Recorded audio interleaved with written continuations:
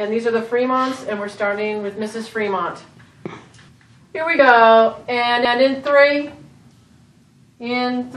2. Tell me your names and how long you've been married. My name is Helen Fremont, and we're married 52 long years. And I didn't think we'd make it, but we did. And we met on a blind date. I didn't think it would turn into anything because he wasn't dressed nice the first time. But the second time, his cousin dressed him, and he looked good. And he asked me to marry him a few times, and I told him, he can't afford me. Because I was making a lot of money, and I was very good to myself. And he had just come to the country from Argentina. Well, we did get married, but I told him, before you marry me, there's certain rules that you're going to have to abide by. This is America. It's different. Women expect certain things here.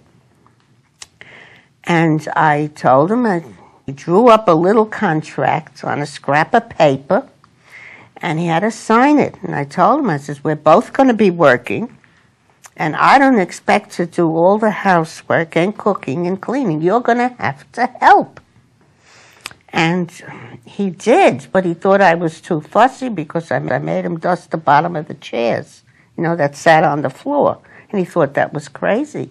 I says, well, there's dust there. You got to clean the bottom, too. And we managed to get through all the chores with the contract. I says, you signed the contract. And there was one thing I'll never forget, though, when I told him he can't afford me. I said that I've been raised to wear good jewelry because our family was in the jewelry business. I says, I was sent off to kindergarten wearing pearls. And he says to me, well, you deserve it. He says, gems for a gem. And I want that on my tombstone. How do you think you've been able to make the marriage last this long? Well, you got to talk things out. You got to, and maybe you can ask him, and then you have to put the question in their answer. Make sure when you answer me back, you answer the question with questions. Like if I say, how long have you stayed together? We stayed together for X amount of time. But I'm going to go ask you about what advice can you give to people who plan to get married? Well, in today's age, it's different than in my time. Pose it as a question. Say the advice I would give. But the advice I would give young people today is to talk things out and make sure before you get married, you got everything straight about finances, how you intend to raise children. That's the one thing we never thought about, how we were going to raise our children. And they turned out great. Move your chair to the correct camera. No, Just closer to the camera. What's the hardest thing about being married? And pose it in the question. Blending two personalities. Say the hardest thing about being married is? The hardest thing about being married is blending two personalities. The first year is the hardest. After that, it gets a little easier every year. And if you disagree, and you will disagree, you have to talk it out. And try not to argue. I know it's hard, but try not to argue. Well, yeah, whatever my wife Helen said is true. And she talks more than I do, always. But it's true. We have had to talk things out, and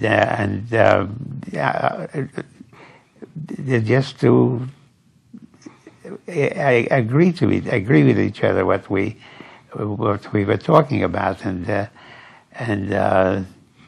that's about it. Why do you love Helen so much? Well, she was first of all, she was very pretty, very beautiful when I met her. So that was very important, a very, very important part of our getting together.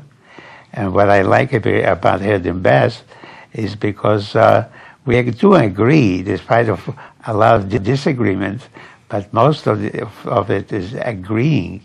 And we do agree with each other on many things. The most important thing we agreed on is how to bring up our children. And I think we did a good job. So, Helen, how do you keep the romance going? The older you get, the harder it gets to keep the romance going.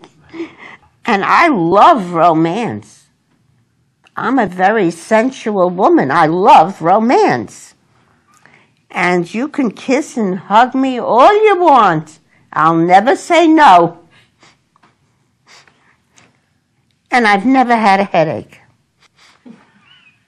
if you know what I mean.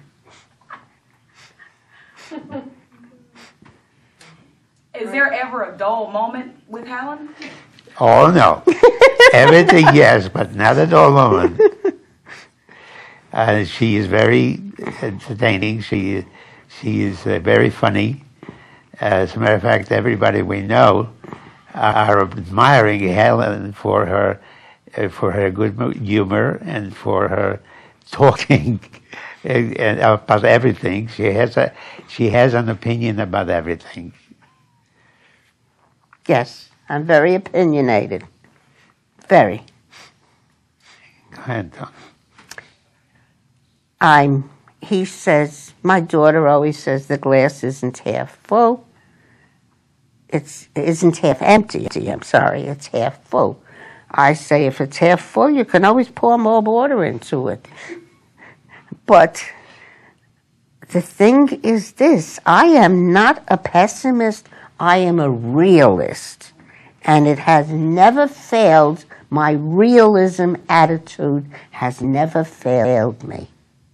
And I mean that sincerely. Okay, great. We're good.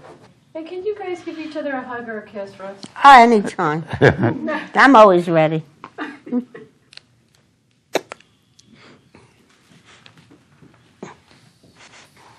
Thank you, guys.